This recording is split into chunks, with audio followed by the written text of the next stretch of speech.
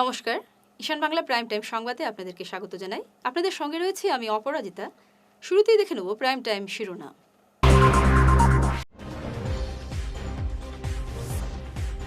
কালবৈশাখীর তাণ্ডবে লণ্ডভণ্ড বরাকের একাধিক এলাকা, ব্যাপক ক্ষয়ক্ষতি।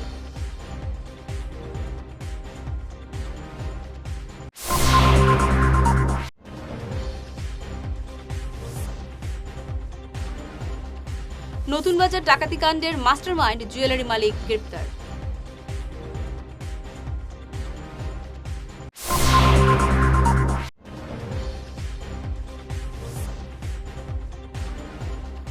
শিলং রোডে ধসের কবলে গাড়ি, চালক ও যাত্রী এখনও নিখোঁজ।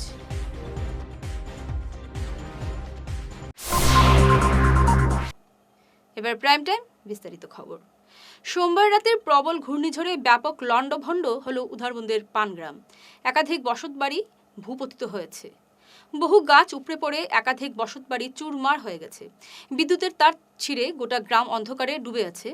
ঘরবাড়ি হারিয়ে দিশেহারা অনেক পরিবার, অনেকেই খোলা আকাশের নিচে আশ্রয় নিয়েছেন। প্রচণ্ড ঝড় বৃষ্টি এবং শিলাবৃষ্টিতে আমাদের পানগ্রাম প্রথম খণ্ডের অনেক ঘরের ক্ষয়ক্ষতি করেছে। অনেক লোক আছে দিনমজুর, তাদের কয়েকটি ঘর ভেঙে গেছে, এরা নিরাশ্রয় হয়ে পড়েছে। যাদের ক্ষতিগ্রস্ত হয়েছে আমাদের সরকার বাহাদুর কর্তৃক যা কিছু তাদের সহায়তা করা যায় সেই সহায়তার জন্য আমরা চিন্তাধারা করব। বর্তমানে তাদের অবস্থা দেখার জন্য আমি নিজে আসলাম।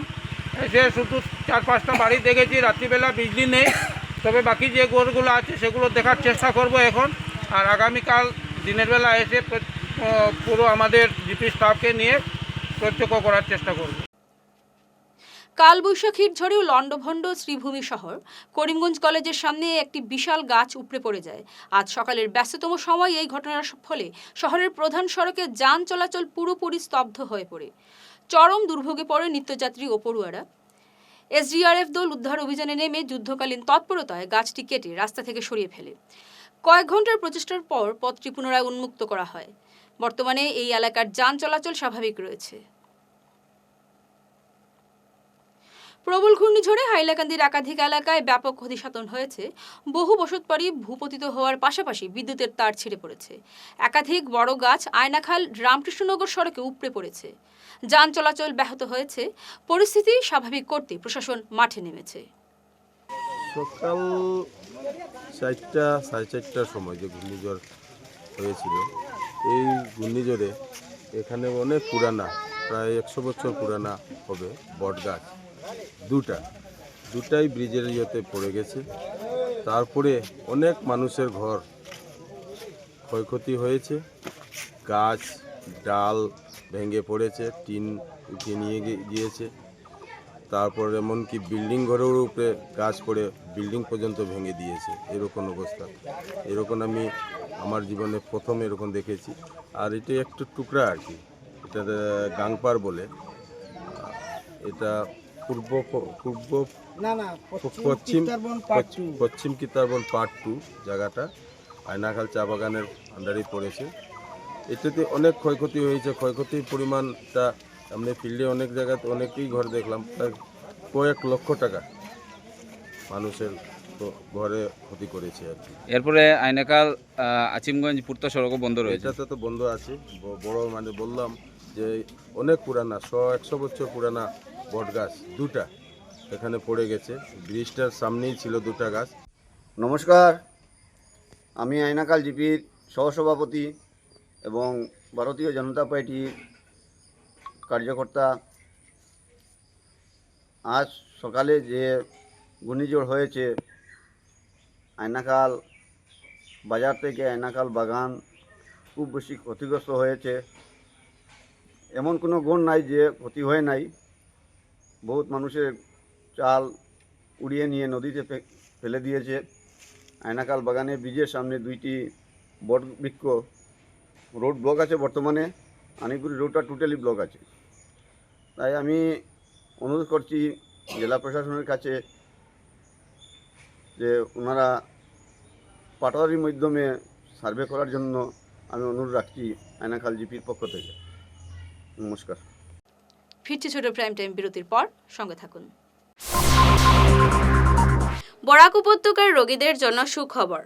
উন্নত চিকিৎসার প্রয়োজনে আর দক্ষিণ ভারতে যাওয়ার প্রয়োজন নেই।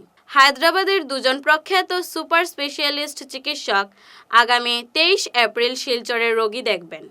শহরের প্রেমতলার কিওর প্লাস ক্লিনিকে এই বিশেষ চিকিৎসা শিবিরের আয়োজন করা হয়েছে। ডক্টর বিঘ্নেশ সাই রাজন, তিনি একজন অত্যন্ত অভিজ্ঞ নিউরো সুপার স্পেশালিস্ট অর্থাৎ নার্ভ ও ব্রেন বিশেষজ্ঞ। অন্যজন ডাক্তার কনিষ্ক কুমার, তিনি হায়দ্রাবাদের অন্যতম সফল সুপার স্পেশালিস্ট ইউরোলজিস্ট। বুকিংয়ের জন্য সরাসরি যোগাযোগ করুন 6900701891 এবং 9137349589 নম্বরে। শহর বদলায়, ফ্যাশন বদলায়, কিন্তু কিছু আবেগ চিরকাল অমলিন। শিলচরের খান জুয়েলার্সে পা রাখতেই সেই আভিজাত্যের ছোঁয়া অনুভব করলাম। শান্ত পরিবেশ, মার্জিত ডেকোরেশন আর হীরা সোনার এক অনন্য সংগ্রহ। প্রতিটি গয়না যেন নিখুঁত শিল্পকর্ম। আধুনিক এক্সক্লুসিভ ডিজাইনের সঙ্গে রয়েছে 51 বছরের অটুট বিশ্বাস ও ঐতিহ্য। মায়ের জন্য ভালোবাসার উপহার হোক বা জীবনের বিশেষ মুহূর্ত, খান জুয়েলার্স মানেই স্মৃতিকে করে তোলা আরও মূল্যবান। আপনি কবে আসছেন আপনার প্রিয় মুহূর্তটি সাজাতে? ফিরে এলাম বিরতির পর। সপ্তাহখানেক আগে সোনাইয়ের নতুন বাজার সংলগ্ন সালেপুরে ঘটে যাওয়া চাঞ্চল্যকর ডাকাতি কাণ্ডে মোড় ঘোরানো সাফল্য পেল পুলিশ। খোদ এক জুয়েলারি দোকানের মালিককে এই চক্রের মূল পান্ডা বা মাস্টারমাইন্ড হিসেবে গ্রেপ্তার করেছে পুলিশ। গতকাল রাতের এই অভিযানে পুলিশের জালে ধরা পড়েছে অভিযুক্ত শিবাজিৎ দেব। এই ডাকাতি কাণ্ডে এ নিয়ে গ্রেপ্তারের সংখ্যা দাঁড়ালো 6। পুলিশ সূত্রে জানা গেছে, এই চক্রটি অত্যন্ত চতুরতার সঙ্গে ডাকাতি চালাতো। তারা নিজেদের পুলিশ পরিচয় দিয়ে সাধারণ মানুষের বাড়ি বা ব্যবসা প্রতিষ্ঠানে প্রবেশ করত। এরপর আগ্নেয়াস্ত্র দিয়ে ভয় ভীতি দেখিয়ে সর্বস্ব লুটে নিয়ে চম্পট দিত। দীর্ঘদিন ধরে এই চক্রটি সোনাই ও পার্শ্ববর্তী এলাকায় ত্রাসের রাজত্ব কায়েম করেছিল। মেঘালয়ের শিলং ডাউকি সড়কে ভয়াবহ ভূমিধস। ধসে চাপা পড়ে একটি বলেরো পিকআপ গাড়ি বিধ্বস্ত হয়েছে। ঘটনাটি সংঘটিত হয়েছে সোমবার বিকেল 5টা নাগাদ। উদ্ধারকারী দল অভিযান শুরু করলেও এখনও পর্যন্ত চালক ও যাত্রীদের কোনো খোঁজ পাওয়া যায়নি। গাড়িটি যাওয়ার সময় আচমকা পাহাড় থেকে পাথর বা মাটি ধসে পড়ে, আর এতেই গাড়িটি চাপা পড়ে যায়। ঘটনাকে কেন্দ্র করে ব্যাপক চাঞ্চল্য দেখা দিয়েছে। বরখোলের শ্রীকুনায় 17 বছরের মোহাম্মদ আফ্রিদির মৃত্যু নিয়ে দানা বাঁধছে রহস্য। পরিবারের অভিযোগ, পুকুরে স্নান করতে নামলে তাকে পিটিয়ে হত্যা করে ফারুক আহমেদের ছেলেরা। অভিযোগ উঠেছে, ঘটনার 60 দিন পেরিয়ে গেলেও পুলিশি তদন্তে নেই কোনো অগ্রগতি। অভিযুক্তদের অবিলম্বে গ্রেপ্তার ও মুখ্যমন্ত্রী হিমন্ত বিশ্ব শর্মার হস্তক্ষেপ দাবি করেছেন পরিবার ও গ্রামবাসী। নমস্কার, আসসালামু আলাইকুম। আমার নাম আউলাদ হোসেন, শ্রীকুনা পার্ট 2 বরাপার আমার ঘর। আমার ছেলে বিগত 15 ফেব্রুয়ারি ফারুক আহমেদের পুষ্করিণীতে স্নান করতে গেছে। যাওয়ার পরে অনেক দেরি হওয়ার কারণে আমি খুঁজতে বেরিয়েছি। খোঁজাখুঁজি করিয়া একবার ইয়া দেখলাম যে তার সাবান আছে, জিয়া আছে, নাই। এখানে 4 জন মিস্ত্রি কাজ করে, তারারে জিগাইলাম আমার ছেলেরে দেখছো নি? তারা কইল না, দেখছি। এরপরে আমি এখান থেকে আই গেলাম। আবার আমি গেছি।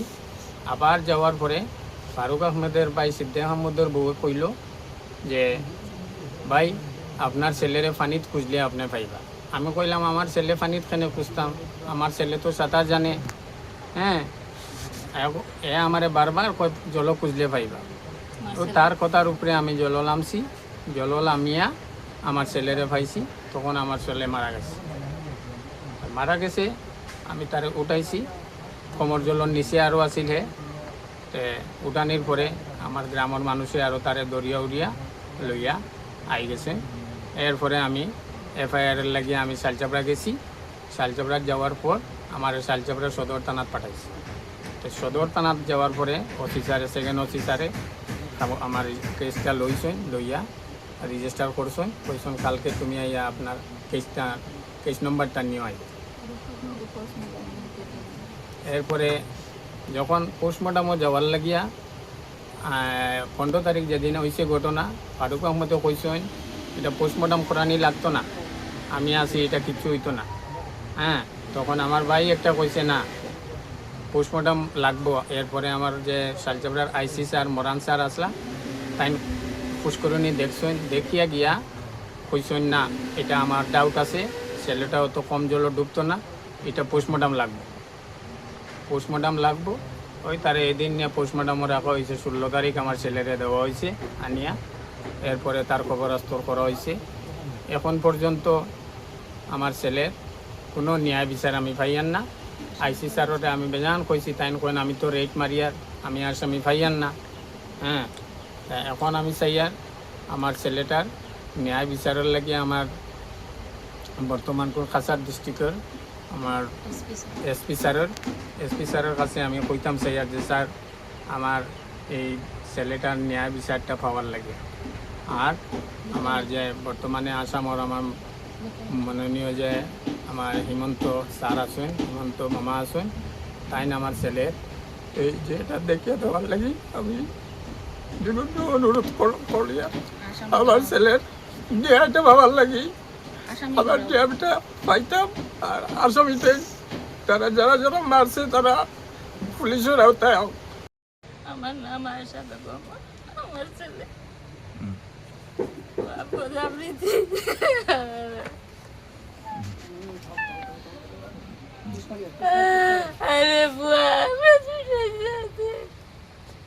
এক ঝলকে প্রাইম টাইম শিরোনাম আরও একবার।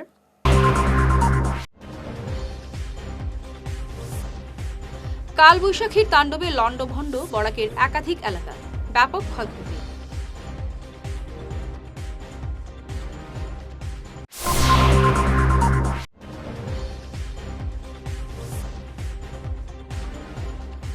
নতুন বাজার ডাকাতিকাণ্ডের মাস্টারমাইন্ড জুয়েলারি মালিক গ্রেপ্তার।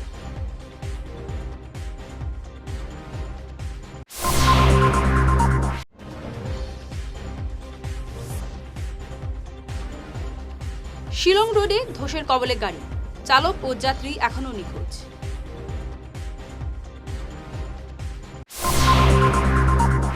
ঈশান বাংলা প্রাইম টাইম খবর আজ এ পর্যন্তই। নমস্কার।